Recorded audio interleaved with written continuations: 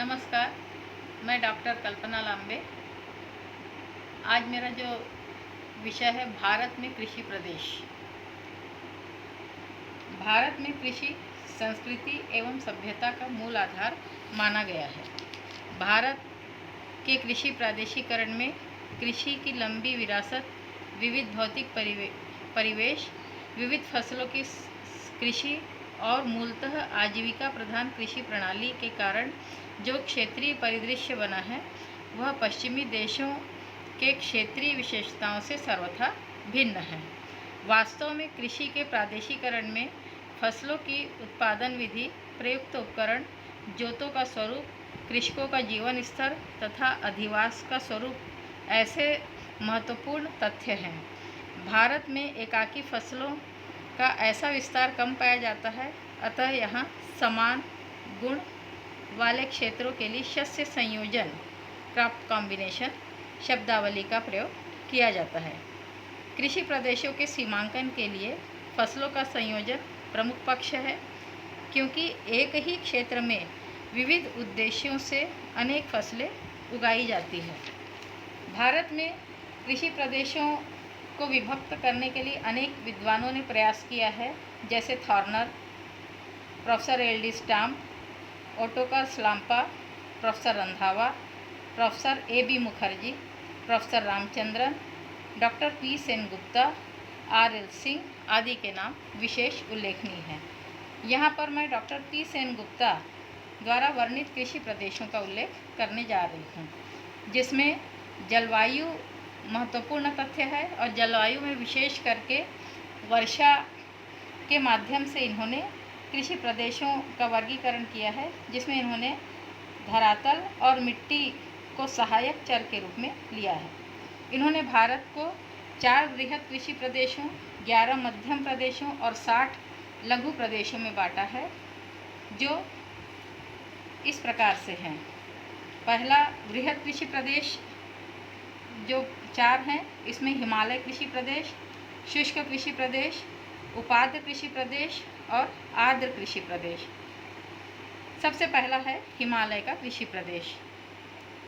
जम्मू कश्मीर, हिमाचल, उत्तरांचल से पूर्व में सिक्किम और असम तक यह क्षेत्र फैला हुआ है। यहाँ पर पशुचारण के साथ मक्का और धान की कृषि की प्रमुखता है। कश्मीर घाटी के क्षेत्र में फलों और बागवानी तथा रेशम उद्योग की विशेष कृषि की जाती है। इसके अलावा दार्जिलिंग, सिक्किम और असम में ज्वार, बाजरा, मक्का के साथ गेहूं की कृषि की जाती है। दूसरा है शुष्क कृषि प्रदेश। पंजाब, हरियाणा, राजस्थान, गुजरात, पश्चिमी उत्तर प्रदेश तथा ताप्ती, नर्मदा, दोआब, गोदावरी, कृष्णा, भीमा, तुंगभद्रा आदि नदी बेसिनों में इस प्रकार की कृषि की जाती है। ज्वार, बाजरा, गेहूं, चना, तिलहन, मूंगफली का साहचर्य इन क्षेत्र में देखने को मिलता है। कपास की भी यहाँ पर महत्वपूर्ण कृषि कहीं कहीं पर की जाती है। तीसरा है, इसके पहले शुष्क कृषि प्रदेश को 2 मध्यम और 11 लघु प्रदेशों में बांटा गया है।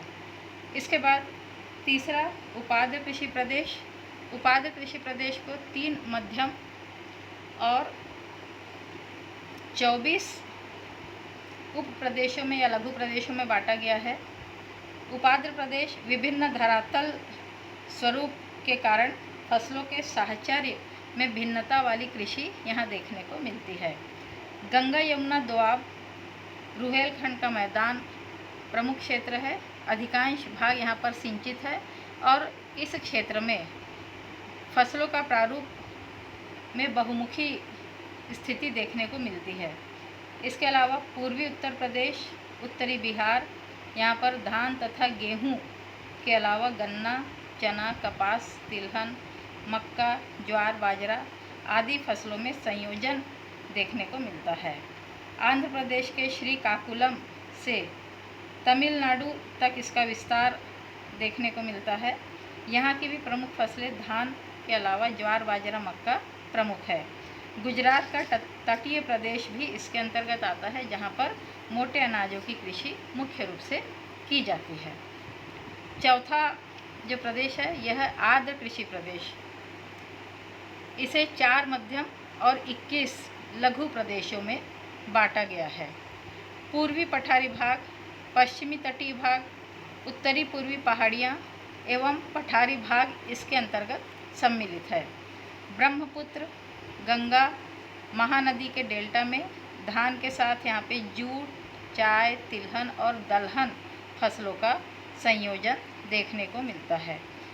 उत्तरी पूर्वी प्रायद्वीपीय पठार के धान के साथ ज्वार, बाजरा, तिलहन, दलहन का महत्व सर्वाधिक है। पूर्वी पहाड़ी और पठारी भागों में धान सर्वप्रमुख फसल है। मिज़ोरम ऐसा क्षेत्र है जहाँ पर केवल धान की फसल ही ली जाती है। कहीं कहीं पर अन्य क्षेत्र जो है इसमें जूट, चाय, कपास का संयोजन देखने को मिलता है। पश्चिमी तटीय भागों में धान के साथ ज्वार, बाजरा और इसके अलावा तिलहन, कहीं कहीं पर नारियल और मसाले की खेती भी महत्वपूर्ण मानी गई है। धन्यवाद।